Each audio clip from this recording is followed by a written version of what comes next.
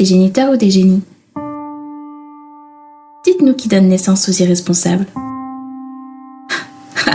Dites-nous qui tient. Tout le monde sait comment on fait les bébés? Mais personne sait comment on fait les papas.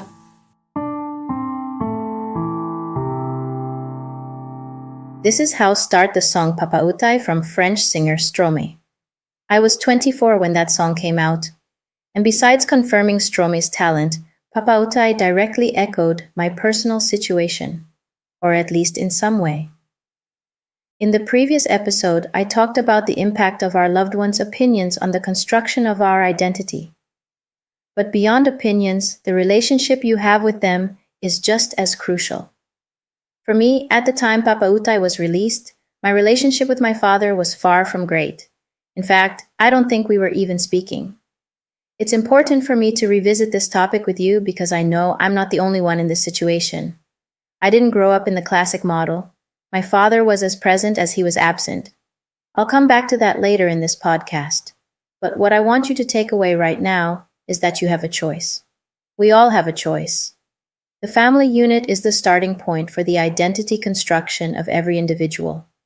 And for everyone, the parental model or the family environment in which we grow up is either the source of painful traumas or the ultimate support symbol to create your own ideal family portrait.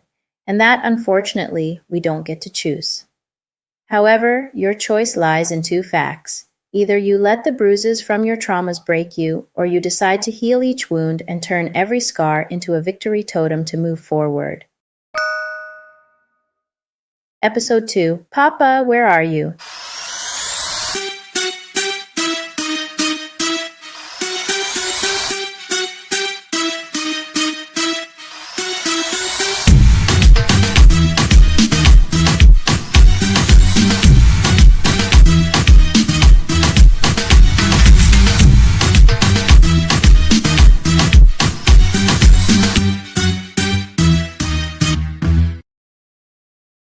Hey guys, it's Lucrece. Welcome to Destiny Podcast.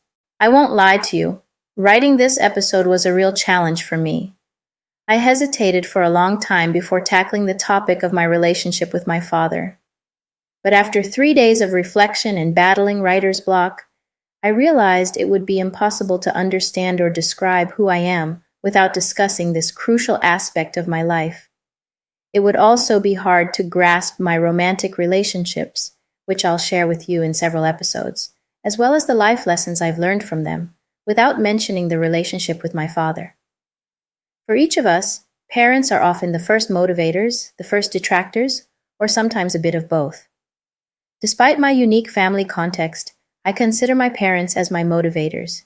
Each in their own way, they instilled in my sister and me the value of hard work and the duty to fight tooth and nail for our dreams and ambitions. They gave us their best with the means they had. My mother taught us the importance of independence for a woman. As for my father, he showed us that our efforts must match where we set the bar on the ambition scale.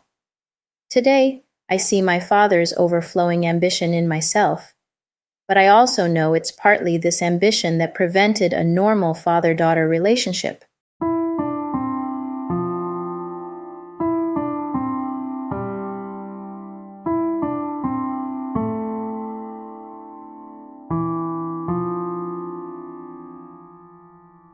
Without diving into the details of my complex family dynamics, out of respect for my loved ones, I'll simply say this. Even though I share this character trait, my father's strong ambition created a physical and emotional detachment between him and me, a distance that, as you might guess, did not come without consequences. I grew up with the feeling that my father didn't love me because I wasn't a boy. I grew up thinking my father chose to prioritize the success of his businesses over the happiness of his family.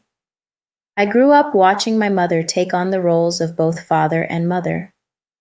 Around the age of 16, I realized that my father was just a man, capable of making mistakes. And for a long time, I grew up with deep anger towards him. Before my parents' separation, my father was present but not really there. He didn't live with us, and I often felt like he picked and chose which responsibilities towards us he wanted to fulfill. So, When my parents separated, the physical and emotional distance, already well established over the years, only solidified. From the ages of 16 to 23, 24, our relationship was very strained, eventually completely breaking off from when I was 25 to 30 years old. I suffered from a lack I couldn't name, a void I learned to hide because strength had been instilled in me almost from birth. But in reality, I carried within me all the ingredients for a deep identity crisis. This paternal void influenced my choices, my relationships, and my perception of myself. The thirst for success became all-consuming, fueled by the desire to justify all of my mother's sacrifices and prove my worth to my father. At 26, after a devastating breakup with my then boyfriend of 7 years, this emotional void deepened even further. This lack affected every aspect of my life. I was constantly in pursuit of perfection, approval, and above all, recognition. I wanted to prove to the world and to myself that I was worthy of love and attention. In 2019, an incident made me realize that what I was seeking wasn't external but internal. This experience deeply restored my faith, shattered all my limiting beliefs, renewed my self-esteem, and most importantly, allowed me to forgive my father. Not speaking to my father for years caused me great suffering, a suffering I fed with anger. This toxic mix led me to make poor decisions on an emotional level. The problem is, until you identify what hurts you and makes you angry, you can't move forward. The key to building a healthy and stable life is peace. Inner peace and peace with those around us. And that peace comes through forgiveness. I can already hear you saying, yeah, she's talking like this because she's Catholic. But for my listeners who don't share my faith, for those who don't believe in God, I ask you to carefully examine certain events in your lives. Maybe like me, your driving force has been or still is anger. Or maybe you prefer to bury your emotions, avoiding looking at what hurt you, thinking it's worked out pretty well so far. And maybe it has for now. But if you look closely in the mirror and are honest with yourself, you might see the facade you've created to cope. Remember when the coronavirus hit? Nobody was happy about wearing a mask all the time just to enjoy the outside world. It's the same with your life.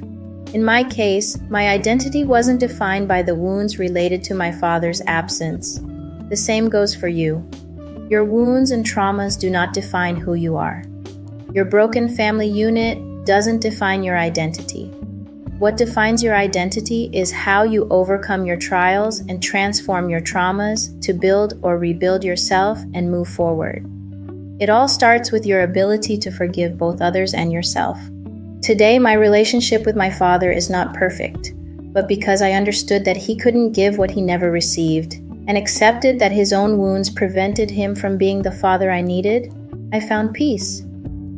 This allowed me to reassess our relationship with more compassion and build a new bond, even if imperfect, based on understanding and forgiveness. The great thing about seeing life this way is that there's always hope to start over on a better footing, right? Lesson number 3. Forgive, move forward, and turn your traumas into symbols of victory. Hey, this was Lucrece. Thank you for listening to the end this episode. See you soon on Destiny Podcast.